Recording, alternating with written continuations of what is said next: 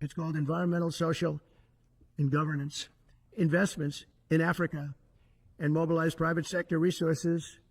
$520 million. Somebody got $520 million for an environmental, sounds like an environmental study. I've always been one that paid a lot of money for my environmental studies, but I paid like $50,000, not $520 million. $520 million for ESG. $25 million to promote biodiversity, conservation, and promote licit livelihoods by developing socially responsible behavior in the country of Colombia. Well, that's nice. $25 million to Colombia for something that nobody ever heard of. $40 million to improve the social and economic inclusion of sedentary migrants. $40 million. $42 million for Johns Hopkins, great place, to research and drive social and behavior change in Uganda. $42 million. What about us? What about social change in our country? $70 million for a center at Purdue to research university-sourced evidence-based solutions to developmental challenges. I mean, these are massive numbers of things that nobody ever heard about. $10 million for Mozambique voluntary medical male circumcisions. $10 million for circumcisions in another country. $9.7 million for UC Berkeley to develop a cohort of Cambodian youth with enterprise-driven skills. In other words, let's teach them something about enterprise. What about our people? Can't we teach them about enterprise? $2.3 million for strengthening independent voices in Cambodia. $32 million to the Prague Civil Society Center, which is a very liberal group of people. Wonder how much of that money came back to the people that approved it.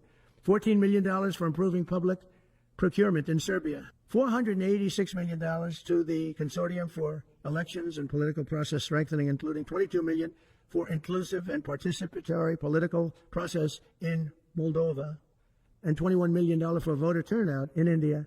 Well, why are we giving $21 million to India? They got a lot of money. They're one of the highest taxing countries in the world in terms of us. We can hardly get in there because their tariffs are so high. I have a lot of respect for India. I have a lot of respect for the Prime Minister. He just left, as you know, 2 days ago. But we're giving $21 million for voter turnout. It's voter turnout in India. What about, like, voter turnout here? We've done that, I guess. We did $500 million, didn't we? It's called the lockboxes. $20 million for fiscal federalism in Nepal. Listen to these numbers. This is all fraud. $19 million for biodiversity conservation in Nepal. $1.5 million for voter confidence. We want to give them confidence in Liberia. $14 million for social cohesion in Mali. $2.5 million for inclusive democracies in South Africa. $47 million for improving learning outcomes in Asia. Asia's doing very well. They're doing a lot better than we do in the schools, aren't they? $2 million to develop sustainable recycling models to increase socioeconomic cohesion among marginalized communities in Kosovo and Ashkali and in Egypt. We're talking about hundreds of billions of dollars. I could, by the way, I could read this all day long. I could go on all day long, and you'll see hundreds of billions of dollars, and we're doing it.